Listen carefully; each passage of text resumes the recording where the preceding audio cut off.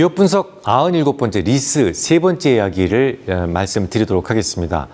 여러분들이 회계 분석을 잘 하시려면요. 명찰을 뭘 달고 있는지 중요하지 않아요. 그보다는 실질적으로 이게 뭔 역할을 하는지를 판단하는 것이 중요합니다. 예를 들어서 상환우선주라고 많이 들어보셨죠?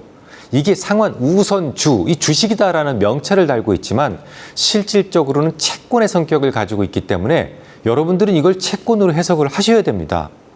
리스 역시 자본 리스 그리고 영업 리스라는 명목상의 이익에 이 상당한 영향을 주기 때문에 리스 거래가 있었다라고 한다면 그 거래가 이게 자본 리스였지 아니면 실질적으로 영업 리스였던가 이런 부분들을 분명하게 구분하시고 별개로 여러분들이 나누셔야 돼요. 먼저 자본 리스로 간주되는 경우를 살펴보도록 하겠습니다. 첫 번째, 소유권 이전에 관련된 약정이 있다면 자본 리스가 됩니다. 제가 지난주에 말씀을 드렸던 1200GS 그 모델 오토바이 중에서 리스로 이제 구매를 한 적이 있습니다라는 말씀을 제가 드렸었어요. 그게 3년 동안의 리스 기간이 모두 끝나게 되면 저한테 아주 저렴한 가격으로 소유권 이전이 전제되어 있었습니다. 이거는 말은 리스지만 리스의 명찰을 달았을 뿐이고 리스 회사로부터 돈을 빌려서 내가 그냥 구매한 것이나 다름이 없다는 얘기죠. 그냥 할부로 구입을 하면 될 걸 왜 굳이 리스라는 이름을 명찰을 달았느냐에 대해서는 나중에 차차 설명을 해드리기로 하고요. 자, 두 번째, 일반적인 상식 이하의 가격으로 인수받을 수 있는 조항이 있어도 요건 자본 리스로 간주합니다. 제가 당시 그 오토바이를 리스 기간이 3년이었어요. 36개월. 요게 끝나면 셀비지 밸류라고 그러죠. 잔존 가치가 1,000만 원. 1,000만 원에 내가 인수할 수 있도록 계약이 되어 있었어요. 말이 안 되죠. 3년밖에 안 된 BMW 오토바이가 1200GS 모델이 1,000만 원일 수는 없잖아요.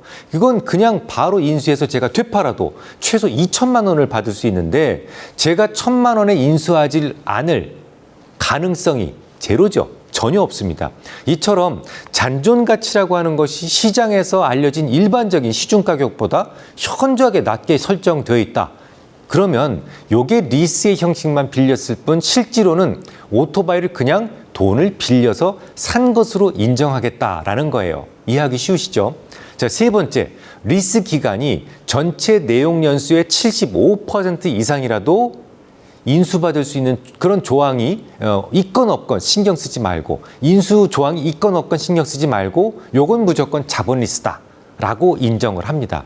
예를 한번 들어볼까요? 여러분들이 만약에 정수기를 리스로 사셨어요. 그런데 정수기에 대한 리스 계약이 5년입니다. 근데 정수기는 유행도 잘 타고 또 기술의 발전도 있기 때문에 대개 한 5년 정도 쓰면 거의 못 쓰는 모델이 됩니다. 자, 그러면 내용 연수가 5, 6년밖에 안 되는 자산을 5년 동안 리스를 했다? 이거 말이 안 되지 않습니까? 이런 경우도 리스 기간 만료 이후에 임차인한테 소유권을 전환한다 이런 계약서에 그런 게 써 있건 없건 무조건 자본 리스로 간주를 합니다. 자, 마지막으로 리스료의 현재 가치가 공정 가치의 90% 이상일 때 이때도 자본 리스로 간주를 합니다. 예를 들어서 자, 매달 낼 거 아닙니까? 리스료를. 그죠? 매달 내기로 한 리스료를 이자율로 할인해서 땡겨오면 현재 가치로 요걸 땡겨서 모두 다 합산을 하게 되면 공정 가치의 90% 이상이더라라고 한다면 이건 형식은 비록 리스 회사로부터 빌려왔다지만 그냥 구매하고자 하는 의미가 더 컸다라고 인정이 되는 거예요. 자, 그러면 자본 리스는 어떤 식으로 회계 처리가 될까요? 자본 리스는 형태만 리스지 사실은 외상으로 사오는 것과 같다라는 그런 걸 계속 여러분들이 염두에 두시고 따라오시면 돼요. 그다지 어렵지 않습니다. 자, 일단 첫 해에는 이렇게 표시가 될 겁니다. 차변에는 리스 자산 얼마, 대변에는 자본 리스 부채 얼마. 자, 자본 리스는 리스 자산에 대한 리스크는 물론이고 실질적 이익이 임차인 그러니까 그 설비를 구매한 사람한테 있다고 그랬지 않습니까? 이거 완전히 내 자산이죠.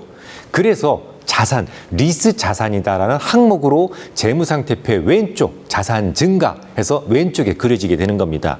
동시에 리스 부채라고 하는 항목으로 부채 항목 오른쪽에 그려지게 되는 거죠. 부채 증가. 그죠?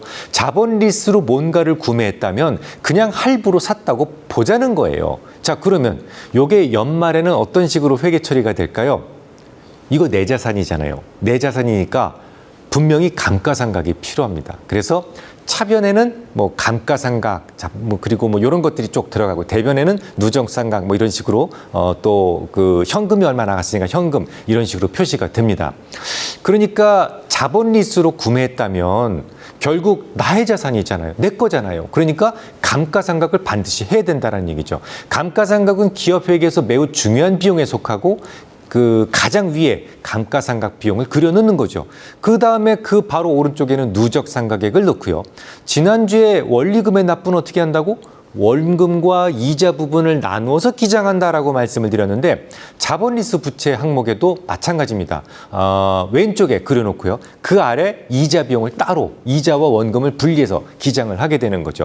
돈이 회사로부터 나간 거지 않습니까? 그러니까 오른쪽에서는 현금 감소 부분을 기장한다. 이렇게 보시면 되는 거죠. 그러니까 결국 형식만 리스의 명찰을 달았을 뿐이에요. 자본리스는요. 그냥 할부 구입입니다. 할부로 내가 그냥 똑같이 회계적으로 처리를 하면 되는 거예요. 할부로 구매한 것처럼.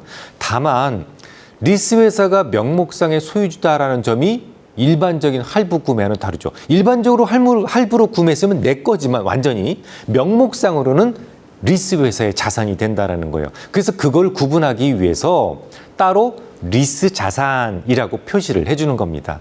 그러니까 장부상에 여러분들이 리스 자산이라는 것을 여러분들이 발견하셨다면 실질적으로는 나의 자산인데 명목상으로는 다른 사람의 명의로 되어 있어요 라고 쓰여진 것이나 다름이 없습니다.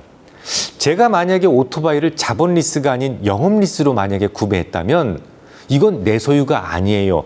보험사의 그 리스 회사의 소유가 됩니다. 또 자산도 제 게 아니에요. 그렇기 때문에 자산도 제 게 아니기 때문에 보험도 제 명의로 가입이 불가능합니다. 자, 그러면 왜 굳이 제가 지금까지 이 두 리스를 구분하자고 그랬을까요? 이건 굉장한 차이가 있습니다. 구체적으로 어떤 차이가 있을지 다음 주부터 쭉 이어가도록 하겠습니다.